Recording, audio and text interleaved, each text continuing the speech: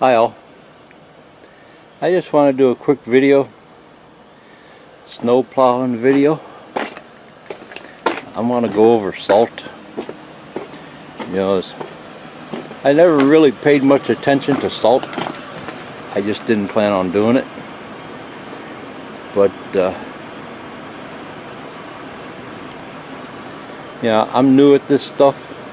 It's only been a little while. And look at this. I back dragged my driveway yesterday. And got a sheet of ice here. Look at that.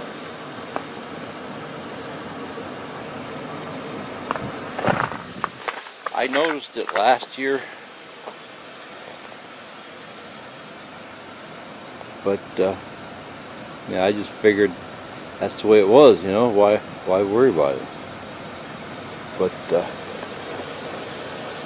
from a business point of view, look at that. It's a sheet of ice. It just smooths things out. It compacts it, turns it into a sheet of ice. From a business and a company point of view, you plow somebody's driveway and then they slip and fall. From my point of view, they could come back and say, hey, you knew that it was going to turn my driveway or my parking lot into a sheet of ice. You should have salted it.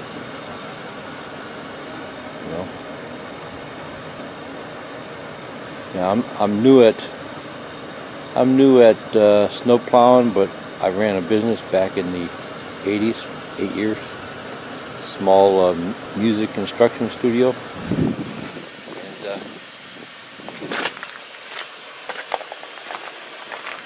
And people look for things like that just to sue you. Back in the 80s, I was in retail, and we would have people come into the store and just lay down and say they fell. Manager in the store would give them everything in the safe and call it even. That's just like another form of shoplifting.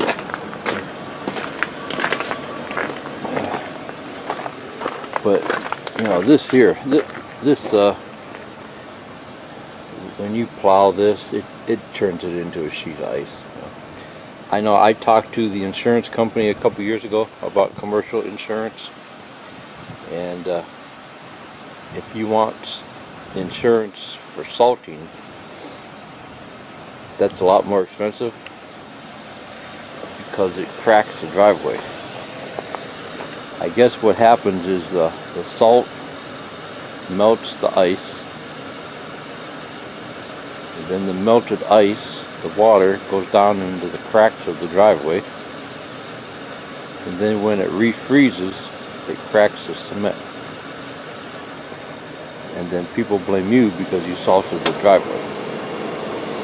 So that's why insurance companies don't like to cover the salt. But that's just part of doing business. From my point of view, I've been watching salting videos the last couple of weeks.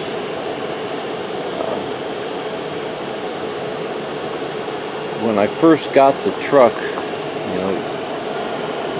the local guy that plows, he plows his own driveway and his neighbors and stuff like that. First thing he said to me was, the salters will rust out the truck because it always throws salt up under the bed and into the bed. So that's why you see guys talking about rinsing out the bed every time to get the salt out of there.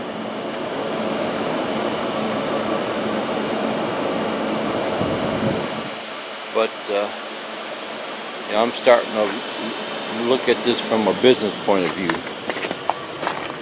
I know if I was a customer, I wouldn't want that in my driveway. It's not even snow covered, it's just a sheet of ice. Yes, it was kind of warm yesterday, so it melted a little bit, and then it got cold again during the night. But that's besides the point.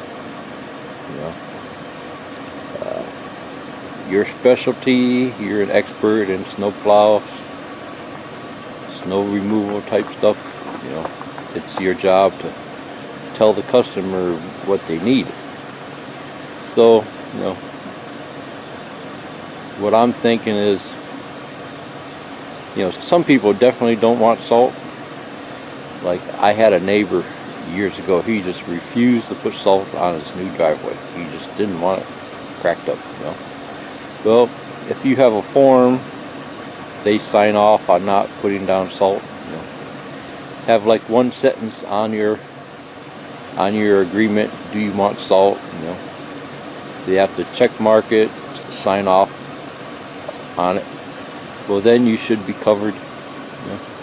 At least you offer the service, you know. Whether you just have a few bags of salt in your truck and you're gonna throw it down by hand, you know, if you're just doing driveways, which I think is fine. You know, I've glanced through a few of the manuals for the salters. They throw it up to 30 feet. You know, if you do it with a salter, I think that would probably be a lot of wasted salt if you're doing small driveways.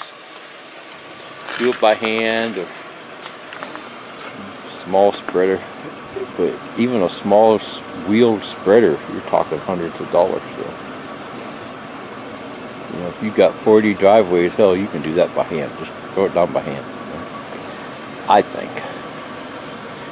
Not that big of a deal. Take 5 minutes to jump out of the truck and throw down some salt.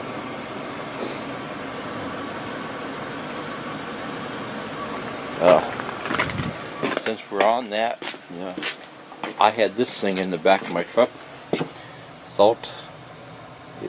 It was maybe 1/4 full, and I opened it this morning to throw some out, and look at this. This is solid. It's frozen solid. It must have got wet. I had that in my truck bed. See, it's kind of waterproof, but it's not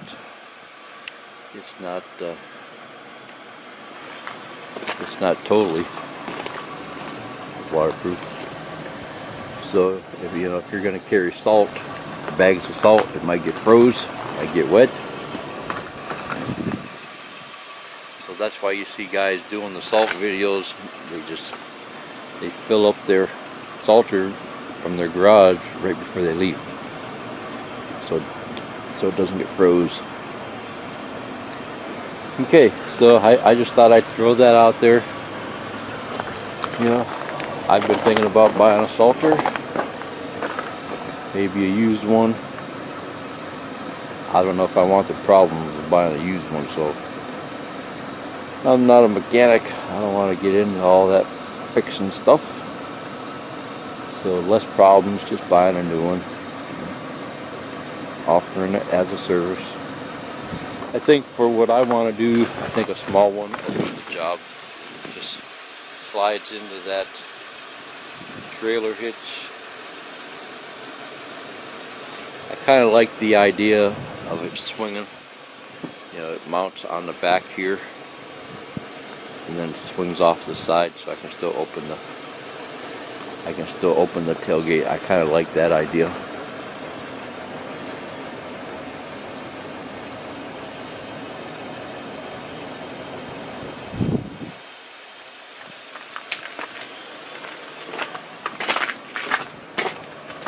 Okay, see ya. Bye.